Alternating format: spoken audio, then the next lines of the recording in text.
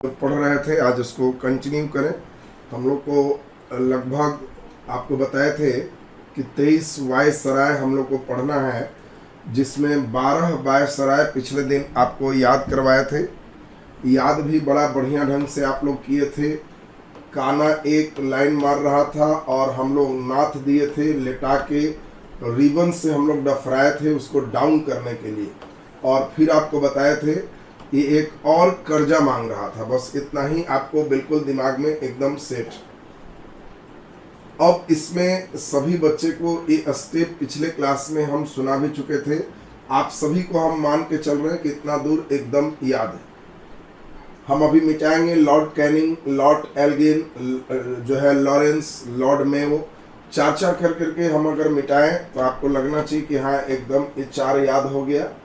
काना एक लाइन मारा तो आपको क से कैनिंग, दूसरा नंबर एल्गिन, तीसरा नंबर लॉरेंस और चौथा नंबर लॉर्ड मेयो।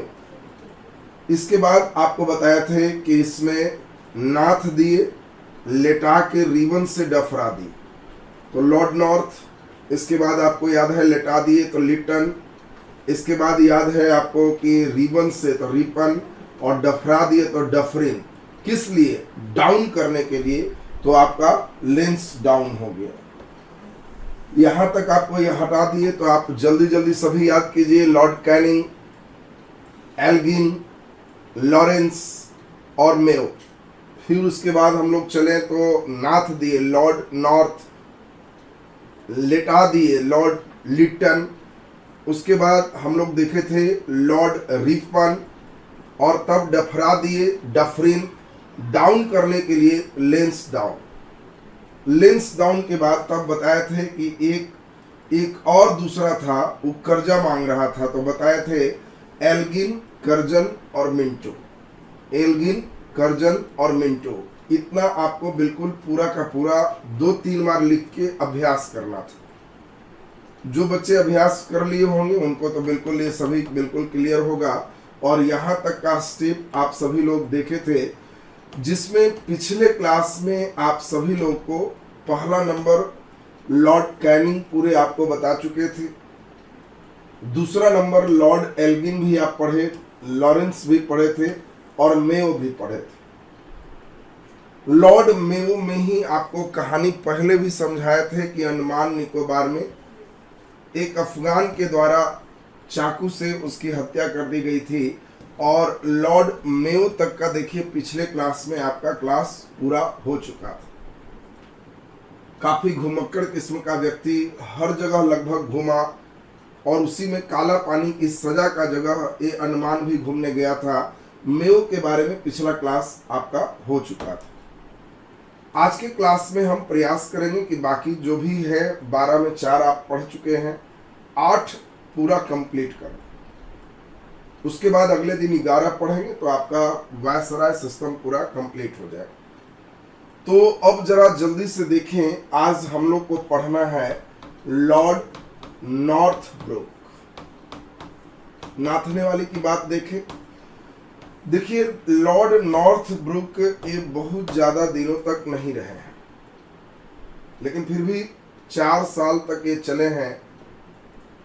और नॉर्थब्रुक के बारे में कहा जाता है कि जो नॉर्थब्रुक हैं, इन्हीं के समय एक इंपॉर्टेंट घटना हुई थी और यह घटना थी पंजाब में एक विद्रोह, कूका आंदोलन। देखिए रश्मि जी बिल्कुल सही बताया, पंजाब में एक विद्रोह हुआ था, कूका विद्रोह।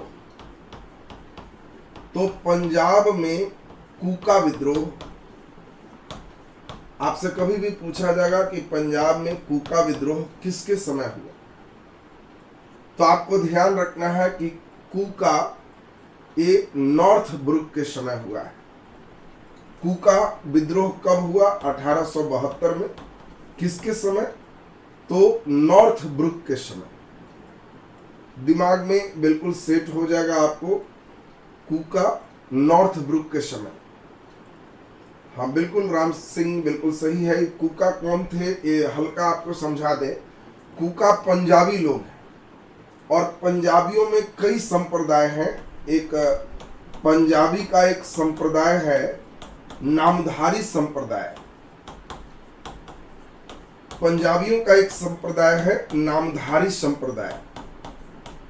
और संप्रदाय जब भी बोलेंगे तो आप समझना धर्म है, और यही नामधारी संप्रदाय को ही कूका कहा जाता था। नामधारी संप्रदाय जो थे वो थोड़ा आपको कह सकते हैं कि अहिंसात्मक प्रवृत्ति, हिंसा पर विश्वास नहीं करते थे।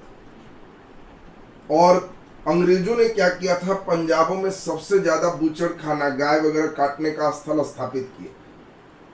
कई निरीह गाय को वो लोग वहां पे बंद रखे, लगातार वहां से काटने की प्रक्रिया, उसको पैक करके दूसरे जगह भेजने की प्रक्रिया पंजाब में सबसे ज्यादा करने लगे।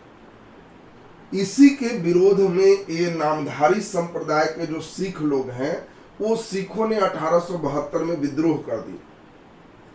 कई जगह जितने बूचड़ खाना थे उसको तोड़ दिया, गाय को वहां से मुक्त करा दिया, चारों तरफ एक समानांतर सरकार स्थापित कर दी।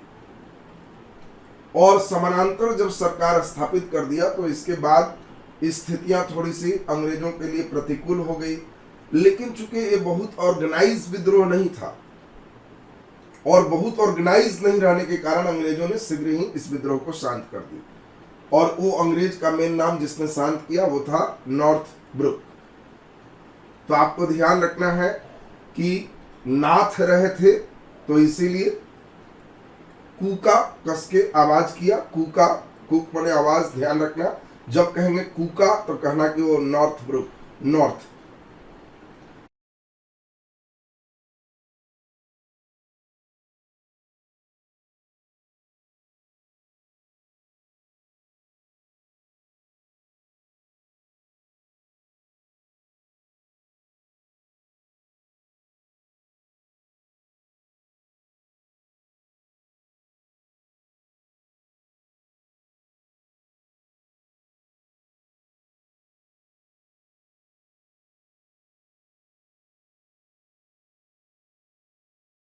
पंजाब में कूका विद्रोह, नॉर्थ ब्रुक, एक अच्छा प्रश्न यहाँ पर था। और कुछ नॉर्थ ब्रुक से क्वेश्चन नहीं पूछा जाता, ये एक अच्छा प्रश्न यहाँ पे नॉर्थ ब्रुक में आपको मिल गया।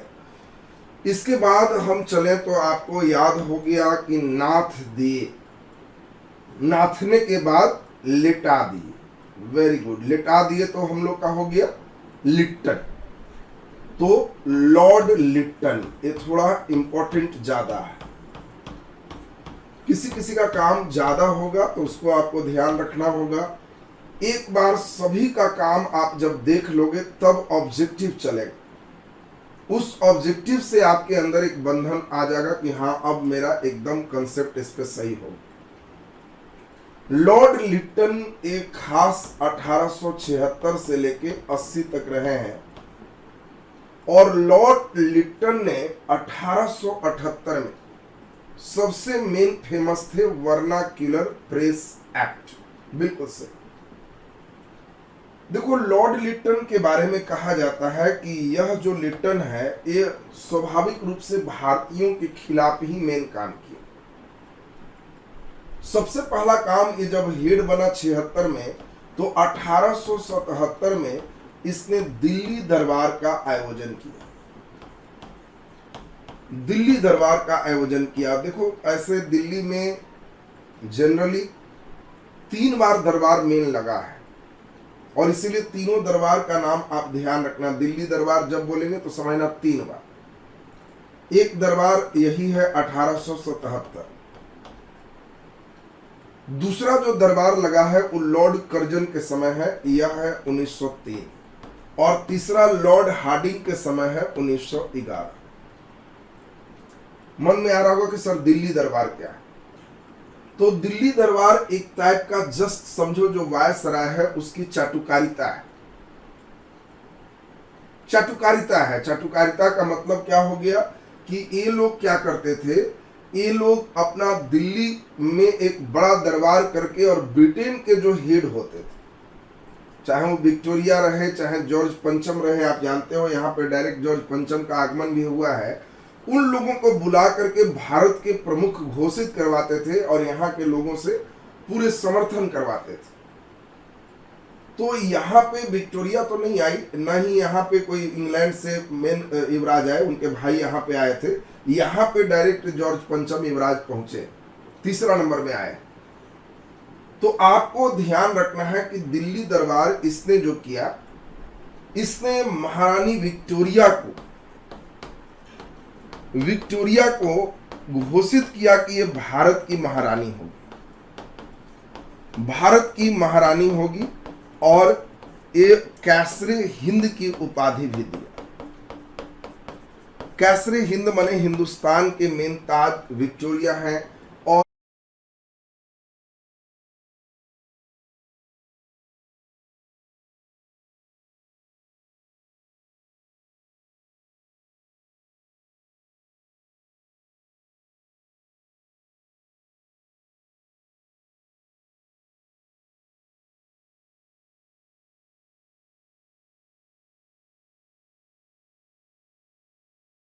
रानी विक्टोरिया एक केवल इंग्लैंड की ही नहीं, ये भारत की भी महारानी है। ये दिल्ली दरबार का मेन उद्देश्य रहा। इसमें विक्टोरिया आई नहीं, केवल ये 1857 के विद्रोह के बाद चूंकि उन्हीं का रिप्रेजेंटेटिव है, तो दिल्ली दरबार की कभी भी बात होगी तो आप समझना कि दिल्ली दरबार 3 बार हुआ, 1877, 1903, 1911। एक लिट्टन के समय, एक कर्जन के समय, एक हार्डिंग के समय। अभी दिल्ली राजधानी भी नहीं है, दिल्ली राजधानी यहां पर बने, अभी दिल्ली राजधानी नहीं है। चूंकि भारत का क्षेत्र बढ़ गया है, तो दिल्ली में एक मुगलों के जैसा समझिए कि एक दरबार लगाया।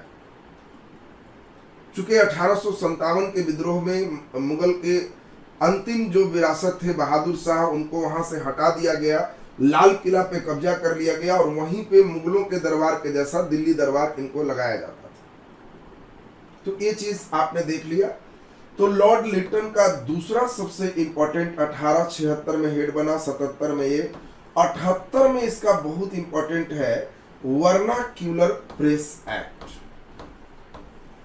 वर्नाक्यूलर प्रेस एक्ट इसने लागू किया, और इसी एक्ट के द्वारा क्षेत्रीय भाषा में, आपको पिछले क्लास में समझाए थे, क्षेत्रीय भाषा में समाचार पत्र पर पाबंदी लगा दिया।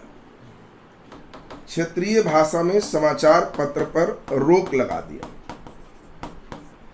एक देखो बहुत अच्छा सेक्शन है वर्नाक्यूलर प्रेस एक्ट।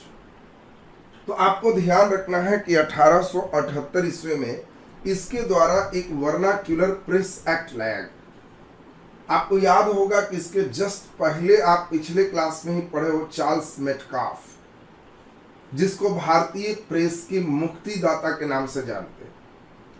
और इसी कारण आपको बताया था कि जिसको जैसे इच्छा लोग क्षेत्रीय भाषा लोकल लैंग्वेज में अखबार में निकालने लगे थे, और इसी कारण से इसने 1878 में एक एक्ट लाया वर्नाक्यूलर प्रेस एक्ट, और इसी एक्ट के द्वारा उसने क्षेत्रीय भाषा में समाचार पत्र निकालने पर रोक लगा दिया। 1857 के विद्रोह के बाद माना जाता था कि विद्रोह जो हुआ उसके बाद भारतीयों को जो सम्मान मिला, एक शांति व्यवस्था स्थापित हो गई। लेकिन लॉर्ड लिटन ने फिर से उस राष्ट्रीय आंदोलन को गतिमान कर दिया, क्योंकि जब उसने ऐसा एक्ट लाया लोगों ने फिर से विरोध किया। तो एक बार का क्वेश्चन मुझे याद है, क्वेश्चन क्या दिया कि 1857 के विद्रोह के बाद जो भारतीय राष्ट्रीय आंदोलन में जो शांति आई, उसे गतिमान किसने किया? तो यहां पर सीधा सीधा इशारा था, लॉर्ड लिटन ने उसको गतिमान किया, राष्ट्रीय आंदोलन में फिर से उबाल आया, लोग फॉर्म में आए, इस नीति का उसने विरोध किया। तीसरा नंबर इनके मेन काम जाने जाते हैं, बिल्कुल कई बच्चे ने बिल्कुल सही आंसर दिया, जो सिविल सेवा की परीक्षा थी, मतलब जो आईएएस आईपीएस की परीक्षा थी, ये सिविल सेवा में ज्यादातर भारतीय जब चुनाना प्रारंभ हो गए तो जान करके लॉर्ड लिटन ने कहा कि नहीं, भारतीयों का जो उम्र है सिविल सेवा में उम्र 21 वर्ष जो था, ये 21 वर्ष से घटाकर 19 वर्ष करना ठीक हो। देखिए जो लंदन के लड़के हैं वो 21 साल तक हैं तो परीक्षा दे सकते हैं, लेकिन जो भारतीय हैं वो अंतिम उम्र उनका 19 साल है, 19 से ऊपर वो परीक्षा में शामिल नहीं हो। किस लिए? ताकि भारतीय स्थितियां ऐसी थी कि 19 साल में यहाँ के बच्चे बेचारे रहते थे, कुछ हल्का फुल्का ही सीख पाए। जब तक वो पूरा व्यस्त हुए तब तक उम्र खत्म हुई। और एक बिल्कुल आप सभी को याद होगा, लॉर्ड लिटन का संबंध अफगान युद्ध में भी आपको समझाया था। और सभी को याद होगा, कैमा अफगान युद्ध लॉर्ड लिटन से संबंधित है। दूसरा देखिए, वसुंधरा जी बिल्कुल सही दिए आंसर। और द्वितीय आंग्ल अफगान युद्ध, द्वितीय आंग्ल अफगान युद्ध आपको समझाए थे। तो द्वितीय आंग्ल अफगान युद्ध ये लॉर्ड लिटन से संबंधित रहा है, बिल्कुल सही आंसर है। और द्वितीय आंग्ल अफगान युद्ध इसी के समय लास्ट किया है। तो 1878 से लास्ट कर दीजिए 80 तक द्वितीय आंग्ल अफगान युद्ध हुआ है। तो अब इसमें बिल्कुल इसमें आपका ये सेक्शन कंप्लीट हो गया। बिल्कुल ओवन मैरेथिन के नाम से कविता भी लिखता था, बिल्कुल सही आंसर वो भी है। लॉर्ड लिटन खुद भी बढ़िया एक लेखक भी था।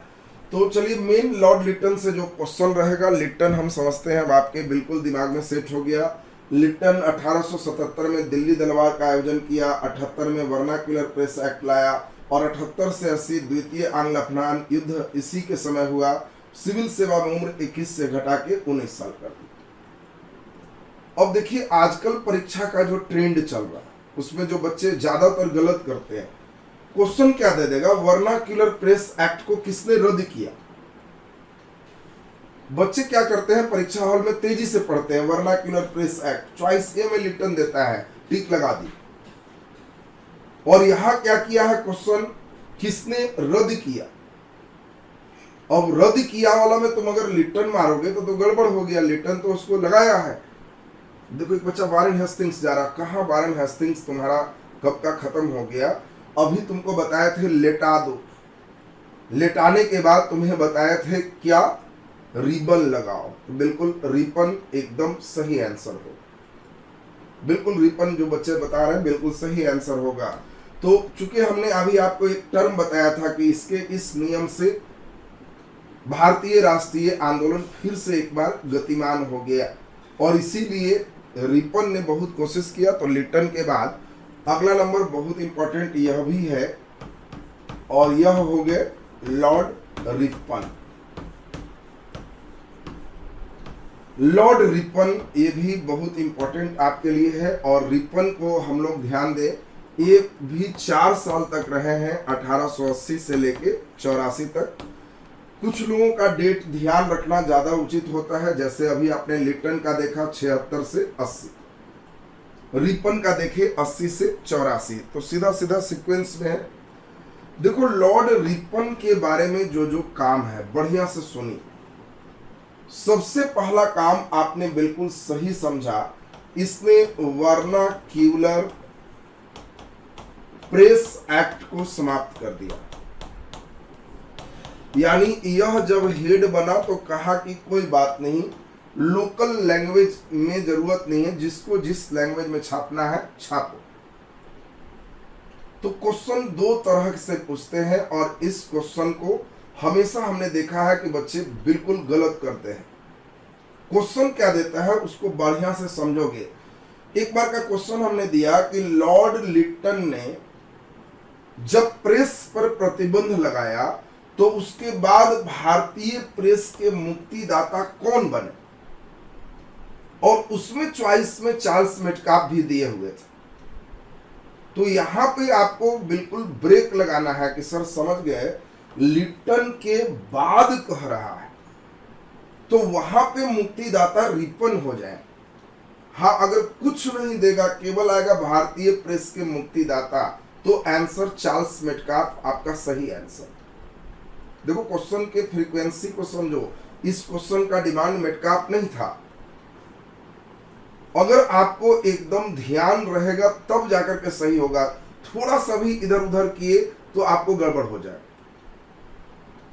और आपको क्वेश्चन क्या दिए फिर से सुनोगे, लॉर्ड लिटन के बाद भारतीय प्रेस के मुक्तिदाता कौन बने, तो सीधा सीधा मेटकाफ बहुत पहले का है, लिटन के बाद भारतीय प्रेस का मुक्तिदाता रिपन ने बना क्योंकि रिपन ने वर्नाक्युलर प्रेस एक्ट को समाप्त किया था। तो यहां पर एकदम ब्रेक लगा के इस बात को समझ, यानी प्रेस स्वतंत्रता को बहाल किया, ये बात बिल्कुल दिमाग में सेट रखना है।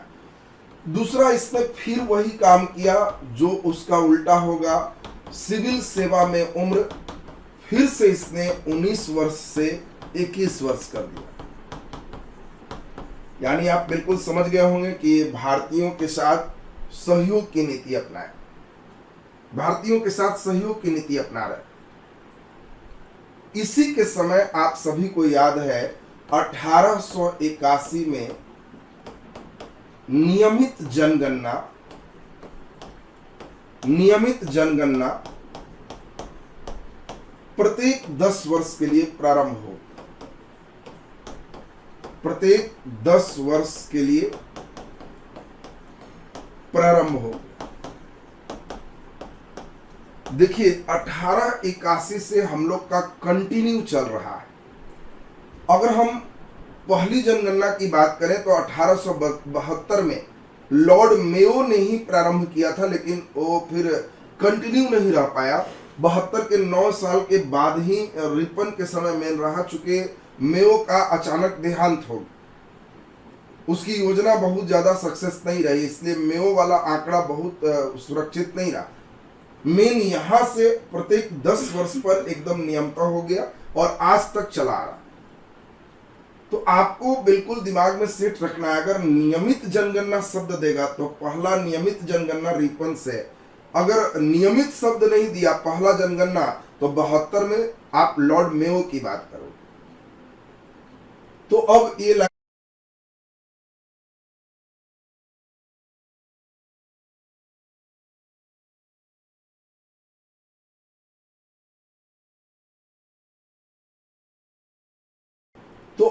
लाइन भी आपका बिल्कुल क्लियर हो गया कि इसी के समय 1881 में प्रथम जनगणना मेन प्रारंभ हो गया।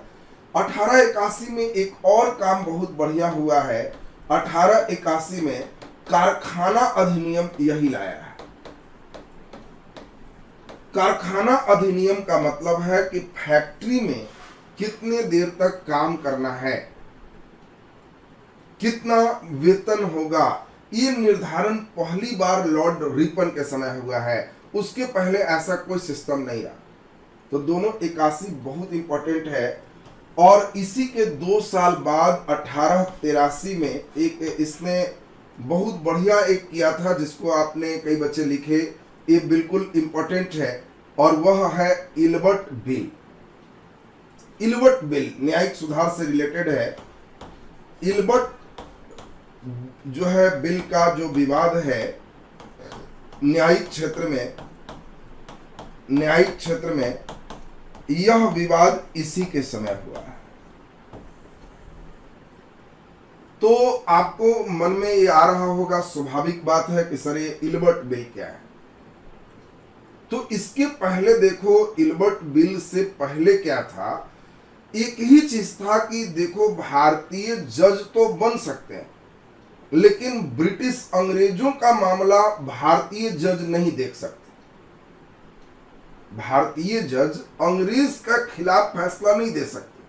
लेकिन लॉर्ड रिपन ने इल्बर्ट बिल के माध्यम से एक बिल लाया कि जज तो जज है भाई, वो न्याय कर सकता है, और भारतीय जज भी अंग्रेज गोरे के मामला को देख सकते हैं और फैसला सुना सकते हैं। इस बिल को इल्बर्ट बिल कहा गया। ये भारतीयों की ओर से बहुत ही बढ़िया बिल माना गया कि वाह, भारतीय जज को पावर है, अंग्रेजों का भी केस सुन सकता है। लेकिन अंग्रेज लोग इसको अपना तौहीनी से जोड़े कि इतना मेरा दिन खराब हो गया कि हमारा मामला का सुनाई भारतीय जज करेगा, और इसी कारण इसका काफी भारत में विरोध हुआ और अंततः इल्बर्ट बिल को वापस लेना पड़ा। पास हो करके ही वापस हो गया, इसीलिए हमने यहाँ पर विवाद शब्द लगाया। तो फिर भी क्वेश्चन तो आता है, किसने कोशिश तो किया। तो इल्बर्ट बिल विवाद किसके समय हुआ? लॉर्ड रिपन के समय। तो अब आपको बिल्कुल ध्यान में सेट हो गया होगा कि ये क्या था, ये बिल्कुल आपका कंडीशन क्लियर हो। नेक्स्ट इसके बाद हम लोग देखें लॉर्ड रिपन का जो फेज है वो लगभग कंप्लीट हो गया। अब बताओ रिपन के बाद कौन आएगा? तो आपने अभी सुना कि रिबन से बांध के डफराव फिर डाउन करना है, तो बिल्कुल सही आपने सोचा, Lord Dufferin. Lord Dufferin, Dufferin भी इंपॉर्टेंट है, इनके भी कुछ कार्य आपको बिल्कुल दिमाग में सेट करना है। लॉर्ड डफरिन, एक तो आपको ध्यान रखना है कि ये भी 4 साल के लिए है, 1884 तक पिछला हो गया, 4 साल के लिए यह भी रहेंगे, तो 84 से 88 तक सब लगातार जो मेन है सब 4 वर्ष मेन कंटिन्यू चलेंगे। अब सबसे इंपॉर्टेंट ध्यान दीजिए, लॉर्ड डफरिन के समय बिल्कुल सही आपने सोचा, इंडियन नेशनल कांग्रेस, भारतीय राष्ट्रीय कांग्रेस की स्थापना 28 दिसंबर 1885 को हुआ। तो 1885 में भारतीय राष्ट्रीय कांग्रेस की स्थापना, भारतीय राष्ट्रीय कांग्रेस की स्थापना। तो ये एक बहुत अच्छा प्रश्न है कि बताओ भारतीय राष्ट्रीय कांग्रेस की स्थापना के समय भारत का वायसराय कौन था? Lord Dufferin. कई बच्चा केवल इसमें संस्थापक एवं ह्यूम और प्रथम अध्यक्ष याद रखते, वायसराय पूछने पर गड़बड़ करने लगते। अगला नंबर बहुत एक शानदार और डफरिन के समय है, आप लोग पढ़ चुके हो, एक लड़ाई, जल्दी बताओ, आंग्ल बर्मा युद्ध, थर्ड, बिल्कुल सही आंसर आपने दिया है। तृतीय आंग्ल बर्मा युद्ध, और बर्मा इसी के समय पूरा कंप्लीट भारत में मिला लिया गया था, और यही ये 1885 से 88 के बीच में, 1885 से 88 के बीच में तृतीय आंग्ल बर्मा युद्ध, तृतीय आंग्ल बर्मा युद्ध लॉर्ड डफरिन के समय हुआ, लॉर्ड डफरिन के समय हुआ, और इसमें बर्मा को भारत में मिला लिया गया, बर्मा को भारत में मिला लिया गया। तो ये स्टेप भी डफरिन का आप सभी लोग को बिल्कुल क्लियर हो गया कि लॉर्ड डफरिन के बारे में बिल्कुल आप लोग को स्पष्ट हो गया कि 1885 में भारतीय राष्ट्रीय कांग्रेस की स्थापना। फिर आपको बताया हुआ था जब आंग्ल बर्मा पढ़ा रहे थे तब तृतीय आंग्ल बर्मा युद्ध हुआ, और बर्मा को फाइनली भारत में किसके समय मिलाया गया? तो लॉर्ड डफरिन के समय मिलाया गया। चलिए, डफरिन में और कोई बहुत कुछ है नहीं। इसके बाद एक छोटा सा फिर है, डफरिन के बाद तो आप समझ ही रहे हैं, उसको डाउन करना है। तो अगला नंबर आपको बिल्कुल क्लियर हो गया, Lord Lansdowne, Lord Lansdowne. Lansdowne, ये आपको मेन काम बहुत ज्यादा इसमें है नहीं, लेकिन आपको लेंसडाउन के समय 2 बहुत महत्वपूर्ण काम है। एक, भारत और अफगानिस्तान के बीच सीमा रेखा का निर्धारण, और दूसरा, बिल्कुल सही आंसर आपने दिया, 1891 में द्वितीय कारखाना अधिनियम आया, द्वितीय कारखाना अधिनियम। आपको कभी भी पूछा जाए प्रथम कारखाना अधिनियम तो 1881 किसके समय? तो कहना कि जो जनगणना किए थे रिपन के समय। और दूसरा नंबर द्वितीय कारखाना अधिनियम तो लेंसडाउन के समय। और दूसरा एक सबसे इंपॉर्टेंट आपको बात बताए, और यह था भारत और अफगानिस्तान के बीच, भारत और अफगानिस्तान के बीच इन्हीं के समय, लेंसडाउन के समय ही एक सीमा रेखा खींचा गया, और ये मॉर्टिमर डुरंड के द्वारा खींचा गया था 1891 में ही, और इसीलिए डुरंड रेखा का निर्धारण किया गया, डुरंड रेखा का निर्धारण किया गया। आज पाकिस्तान अलग होने के बाद इसी डुरंड रेखा पर पाकिस्तान और अफगानिस्तान के बॉर्डर लाइन है। डुरंड रेखा बहुत हल्का जम्मू कश्मीर के सेक्शन में भारत से टच करता है, परंतु उस पर भी आप पाक ऑक्युपाइड कश्मीर के क्षेत्र में वहां पाकिस्तान का ही कब्जा है। वर्तमान में डुरंड रेखा हम लोग से नक्शा में है भारत का, लेकिन सख्ती नहीं है, वो अभी पाकिस्तान के कब्जा में। तो ये हम लोग बहुत इंपॉर्टेंट आपको आ जाएगा क्वेश्चन कि डुरंड रेखा का निर्धारण किसने किया, तो लेंसडाउन ने डुरंड रेखा का निर्धारण किया। चलिए अब जल्दी जल्दी बता दो फटाफट, लेंसडाउन हो गया तो डाउन तो हम लोग कर दी। इसके बाद आपको बताए थे एल्गिन द्वितीय, और तब कर्जन और मिंटो। बस हम लोग 2-3 और पढ़ लेंगे। एल्गिन द्वितीय तो बहुत इंपॉर्टेंट नहीं है, कर्जन फिर इंपॉर्टेंट आ जाएगा। लॉर्ड एल्गिन द्वितीय, चलिए जरा ध्यान दीजिए। लॉर्ड एल्गिन द्वितीय, इसमें कोई बहुत ज्यादा काम इसके समय है नहीं, केवल इसके समय अगर हम कहें तो मुख्य रूप से गर्मपंथी थोड़ा सा जागरूक हुआ है एल्गिन द्वितीय के समय। और इसके समय महाराष्ट्र में पूना में जो प्लेग कमिश्नर थे, आप लोग नाम सुने होंगे, उनका नाम था रैंड। और एक प्लेग कमिश्नर हैं, उस समय जैसे अभी कोरोना महामारी आया, उस समय प्लेग महामारी इससे भी खराब आते थे, गांव के गांव उजड़ जाते थे। एक बार प्लेग फैला का मतलब सभी लोग अपना भाग जाते थे, घर छोड़ करके खेत में किसी तरह रहें कि जीवन सर्वाइवल कंडीशन रहे। और प्लेग कमिश्नर जो रैंड था, ये रैंड को काफी फंड मिला कि लोगों को बचाओ, लेकिन रैंड ने क्या किया, इसके अंदर था कि अंग्रेजों को बचाओ, भारतीयों को मरने दो। और इसने उस बजट को भारतीयों पर खर्च बहुत कम किया। ये बदनाम हो गया कि भारतीय अगर बीमार भी है तो उसको फेंक दिया, उठाया तक नहीं। अंग्रेज अगर कुछ भी है तो उसके लिए अंतिम प्रयास इसने किया। और इसीलिए इसमें एक कहा जाता है, वहां पूना का मेन चापेकर बंधु, रैंड की चापेकर बंधु ने हत्या कर दी। तो ये चूंकि प्लेग का कमिश्नर है तो इसलिए थोड़ा सा फेमस रहा, और चापेकर बंधु को फिर पकड़ा गया, फांसी दी गई। तो ये एल्गिन द्वितीय के कार्यकाल में रहा, जो बहुत इंपॉर्टेंट बहुत नहीं माना जा सकता है, लेकिन फिर भी हम लोग एक उसको केवल ध्यान में रख ली। अब आपके लिए थोड़ा इंपॉर्टेंट ज्यादा है, एक नाम भी आप लोग कई बार सुने होंगे, और यह है लॉर्ड कर्जन।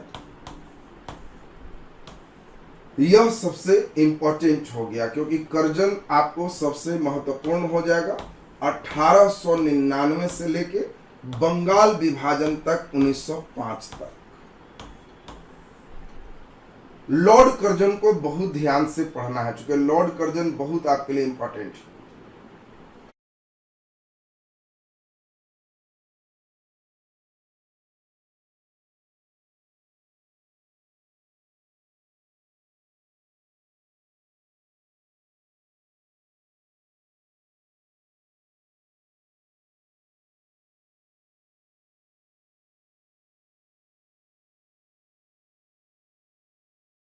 आपको मालूम है कि 1905 में बंगाल विभाजन किया। ये बंगाल विभाजन का उद्देश्य था कि इस तरह से बंगाल बांट दो कि हिंदू और मुस्लिम की एकता प्रभावित हो जाए। दूसरा, आप सभी को याद होगा, लॉर्ड कर्जन के समय ही तिब्बत में लहासा की संधि, आप सभी को पढ़ाए थे, याद होना चाहिए। कर्जन के समय ही लहासा की संधि हुई थी। इस समय कौन गया था, कर्नल याद करो, कर्नल कौन गया था, याद होगा, यंग हस्बैंड के द्वारा, यंग हस्बैंड के द्वारा। सभी को याद होगा, उस समय बताए थे यंग हस्बैंड, कहानी भी आपको बताए थे, लहासा की संधि। तो यंग हस्बैंड आपको लहासा की संधि कर्जन के समय हुआ। तो एक तो बंगाल विभाजन, दूसरा तिब्बत, बिल्कुल 1903 ईस्वी में बिल्कुल सही है। 1904 ईस्वी में लॉर्ड कर्जन का एक अच्छा काम भी रहा है। यह क्या है, ये पूरा प्राचीन जो भारत में स्मारक थी उसकी रक्षा के लिए इसने अधिनियम पारित किया था, और इसी ने भारतीय पुरातत्व विभाग की स्थापना किया। भारतीय पुरातत्व विभाग, ये देखो सबसे इंपॉर्टेंट बात तुम्हें बताए, क्योंकि आप जो पढ़ोगे आगे हड़प्पा सभ्यता, मोहनजोदड़ो जो खोज पढ़े, हड़प्पा की जो खोज पढ़े, ये जितनी बात तुम पढ़े हो वो सब भारतीय पुरातत्व विभाग किया है, और उसके मेन समझो जनक है लॉर्ड कर्जन। तो कर्जन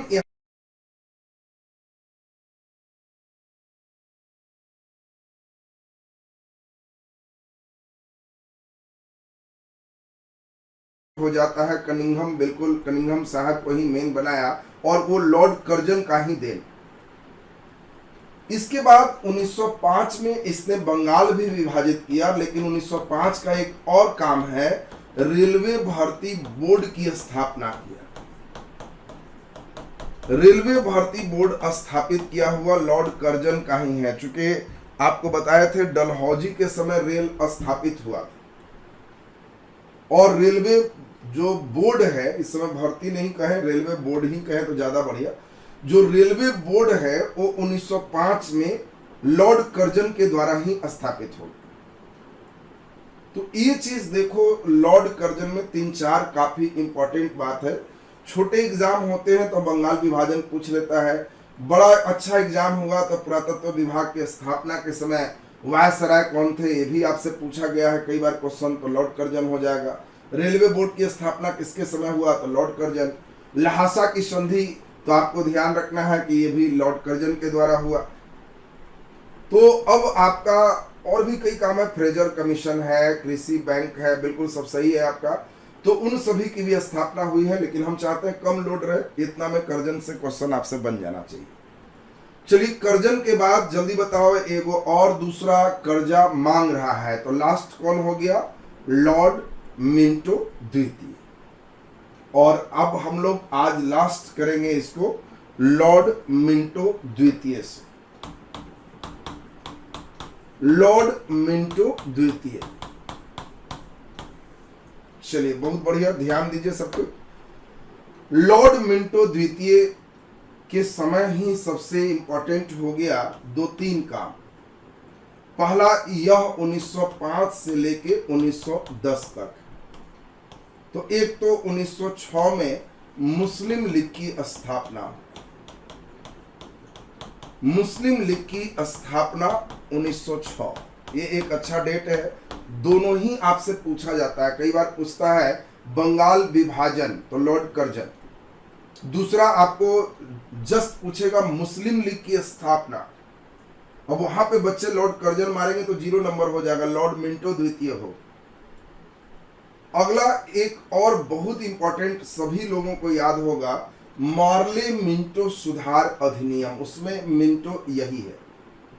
मार्ले आपको बताए थे भारत सचिव है, और यही मिंटो है जो भारत का वायसराय है, और यही 1909 में मार्ले मिंटो सुधार अधिनियम जो आया, ये सुधार अधिनियम में पहली बार आप पढ़ चुके हो कि मुस्लिमों के लिए पृथक निर्वाचन की व्यवस्था की।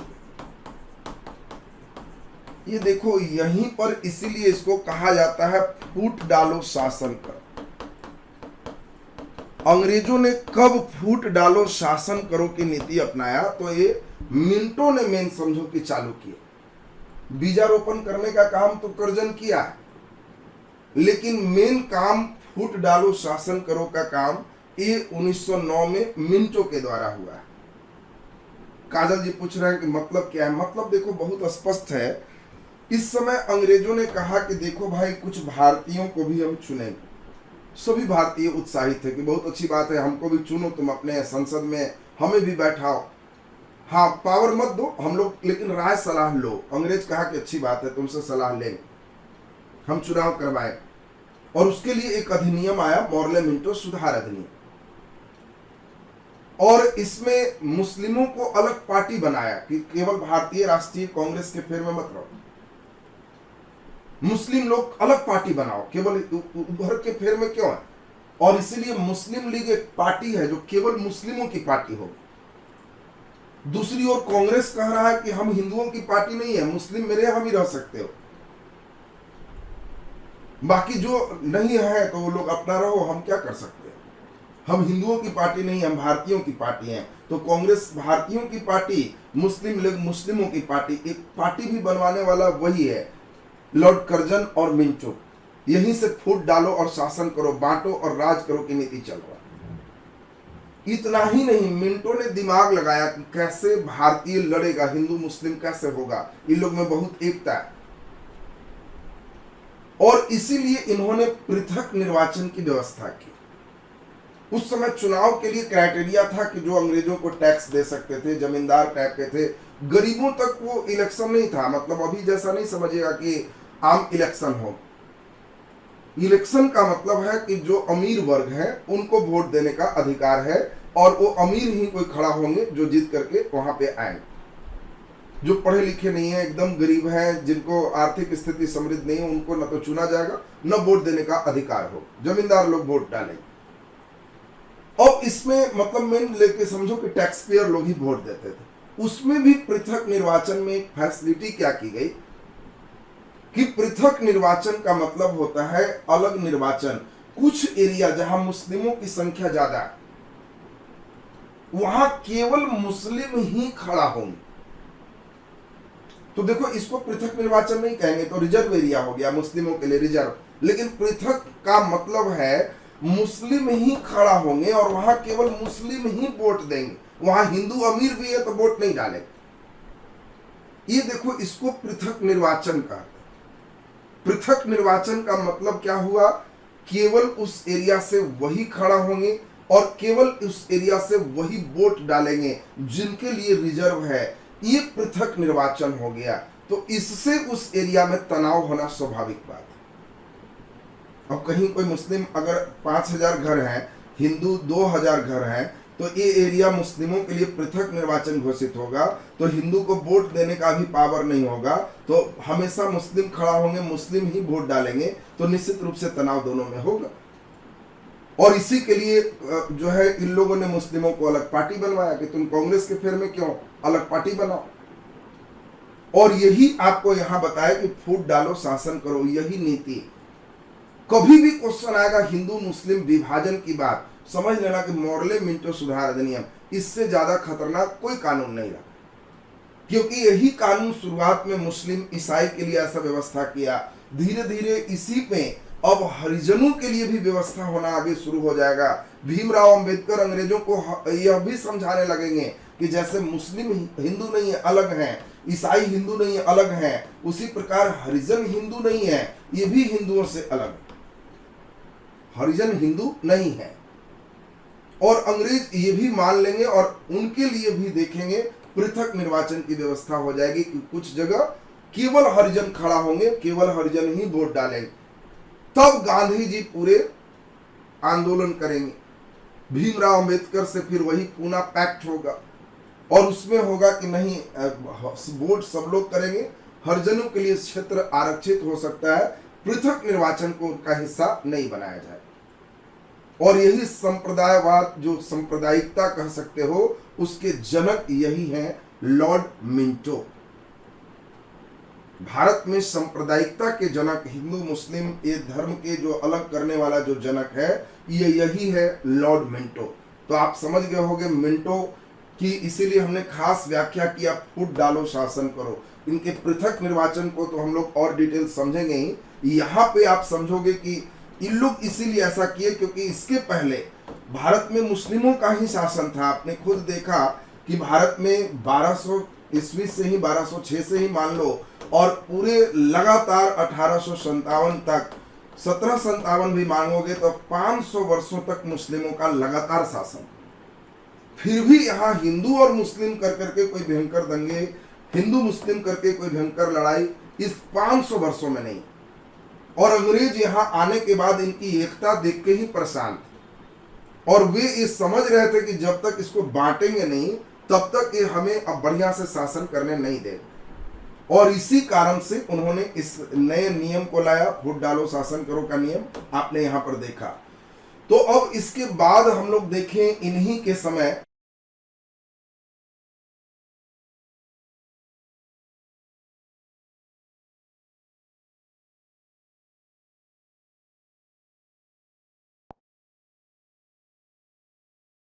और अंग्रेज यहां आने के बाद इनकी एकता देख के ही परेशान थे, और वे ये समझ रहे थे कि जब तक इसको बांटेंगे नहीं तब तक ये हमें अब बढ़िया से शासन करने नहीं देगा।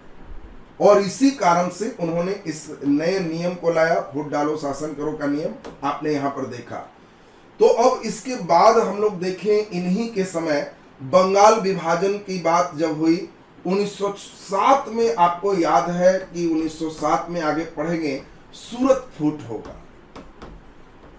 सूरत फूट में कांग्रेस नरम दल और गरम दल में विभाजित हो जाएगी, नरम और गरम दल में विभाजित हो जाएंगे। तो आपसे पूछा जा सकता है कि कांग्रेस में नरम दल और गरम दल में विभाजन किसके समय हुआ?